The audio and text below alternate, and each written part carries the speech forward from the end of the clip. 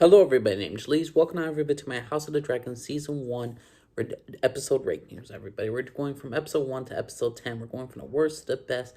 And this was a very tough decision. Here's the thing. Let's start off with that. Number 10. Number 10 is episode 4, King of the Narrow Sea. This was a good setups episode. This episode was just Rhaenyra and Daemon having it out with each other. Daemon corrupted Rhaenyra. Rhaenyra was seen at a pleasure house with her uncle. They initiated a kiss. They didn't go too far, but the rumors have spread.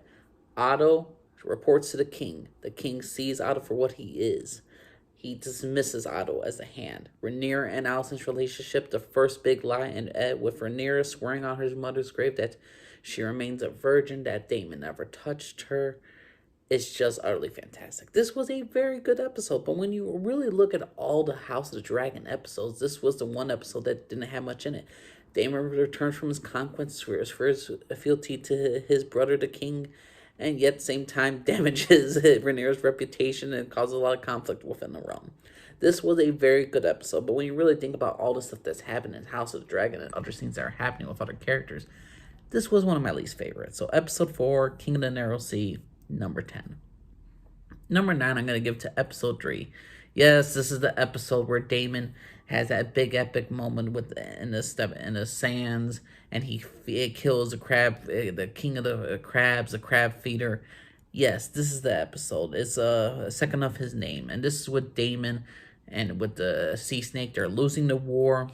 King Viserys is arguing with his daughter. He wants Rhaenyra to marry. She refuses.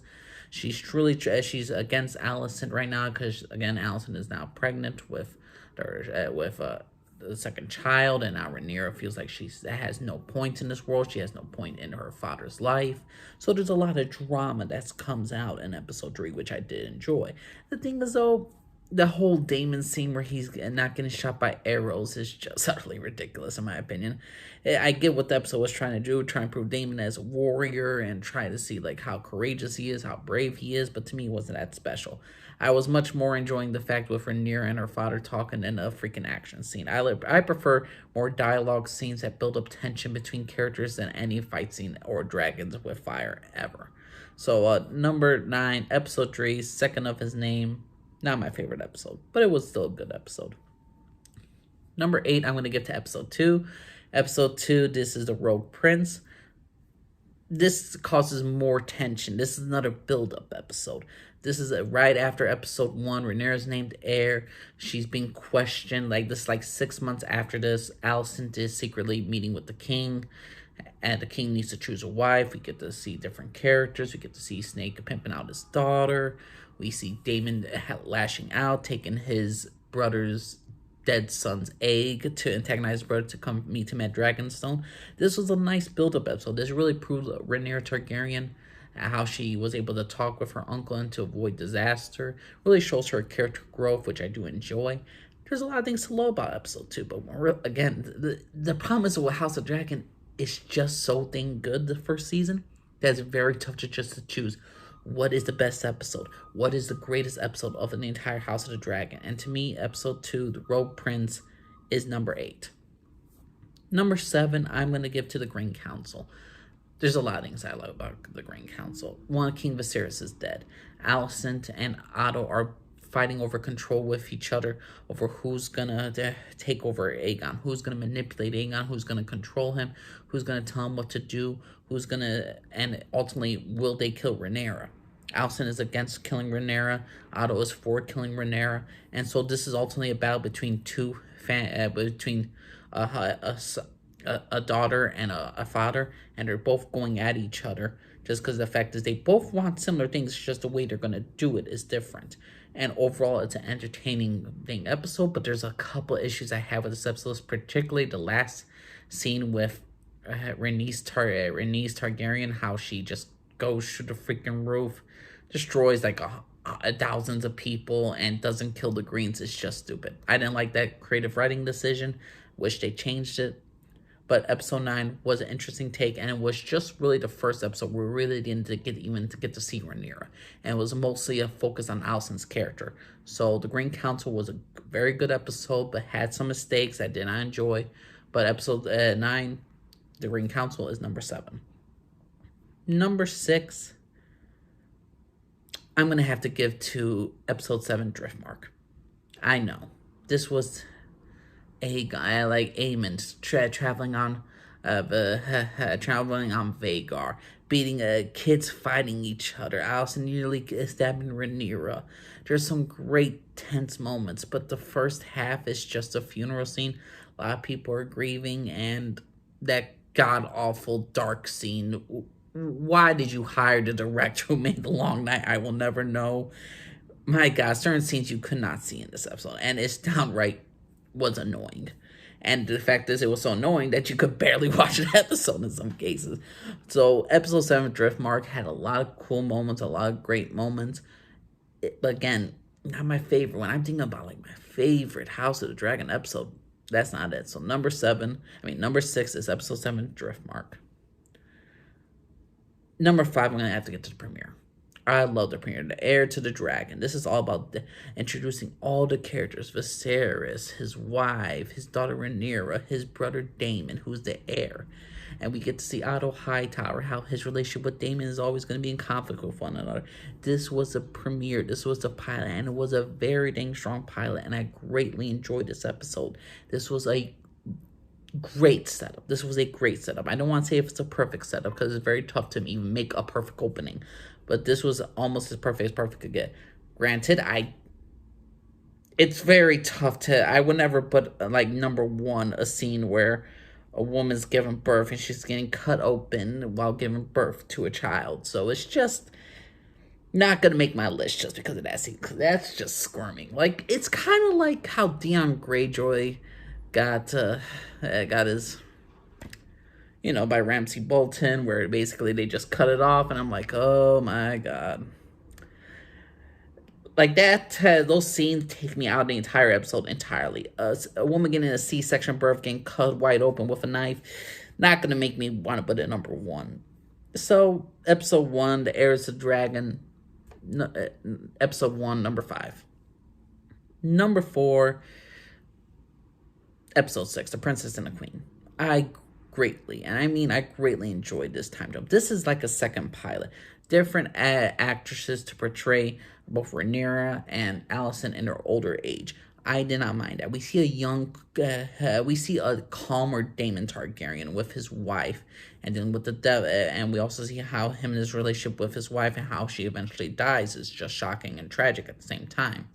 We get to see how Rhaenyra has foolishly placed herself, her lover, and all her children at risk because of her mistakes, because of her decisions, and we see Alicent, who's become more resentful towards Rhaenyra, more hateful towards her, and cannot understand why anyone would follow her, and cannot understand why anyone should defend her, or why should she even have any mercy on her. I love this time jump. I love to see a grown-up Alicent. I love the actress that portrays Alicent. I watched her in Bates Motel and Thoroughbred. She's very, very good. If I'm blinking on her name, but she's great. And a woman who plays Rhaenyra does a great job as well.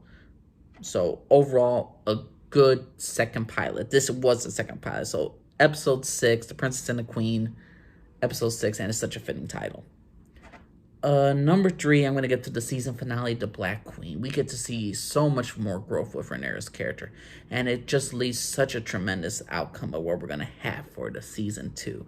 This epic ending was just horrific, brutal, and tragic. We see how, like in episode 9, how Alicent was trying to avoid war at all costs. Rhaenyra was trying to avoid war at all costs. Her scenes with Daemon, with her children, her being crowned as queen, her losing her child, losing her second child was just utterly fantastic.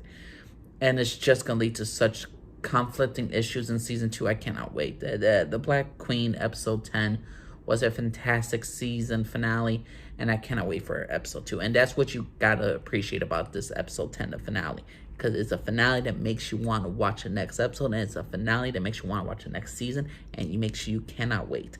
So episode 10 did all its work that it needed to do. So The Black Queen is number 3. Number two, and this is going to be split between me, but episode number two is episode 5. I'm blanking now. Give me 1 second to read this. We Light the Way and all that.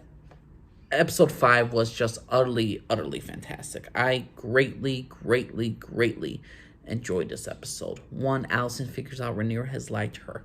Otto tells her either you prepare Aegon to rule or you cleave to Rhaenyra and beg for her forgiveness. We see the cracks with Alicent and Rhaenyra, how Alicent is slowly starting to see how Rhaenyra is just lying, manipulating. It doesn't help that Rhaenyra is and her uncle are dancing all sexy like at a wedding. We see negotiations with the Valarians, with Laenor and Rhaenyra. We see the dispatcher of good, like we get to see Christian Cole just losing his freaking mind, which is utterly freaking fantastic. His breakup with Rhaenyra, to his confession to the Queen, it's just utterly fantastic. Seeing King Viserys slowly rotting away is just utterly fantastic as well. There's so many great things to love about the episode. The tension, the music, the wedding. It's just utterly fantastic. I love episode 5. I love this episode because I'm a great fan of Alicent's, about the actress that portrays Alicent.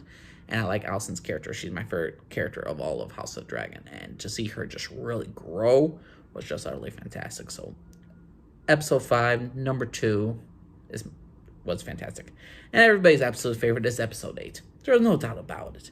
I mean, King Viserys walked to the Iron Throne while he's nearly decrepit. He's nearly dying. He's in constant pain. And he's doing this for his daughter. He's doing this for his daughter.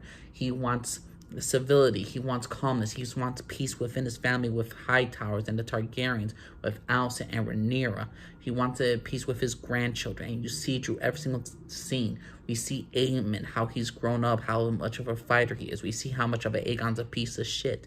We see Rhaenyra's children, how they're each a little bit different from another. How one of them's a little bit more serious, one is a little bit kind of like a joker, and one of them's a little bit more confident in himself, and one of them's not so confident with himself. There are so many great things about this entire dang episode, and ultimately, one of my favorite moments is the fact is that Viserys accidentally causes this war, and doing what he, like, in all his pain and all his trauma, he, at the end of the day, he starts to stand strong because he gets into Alicent's head that she's the one and Aegon's the one to rule. Granted, a lot of people argue how could Alicent think about this, about the prophecy and all that stuff, like from a delusional old man while he's taking drugs and all that. It is what it is. But to me, episode 8 was easily the best episode of House of the Dragon. But what's your personal opinion, everybody? What's your favorite House of the Dragon episode? Is it episode 8? Do you think episode 10 was a great season finale and you think it should be number 1 on my list? Please let me know what y'all think. My name's Lee Scarford, everybody. Bye-bye.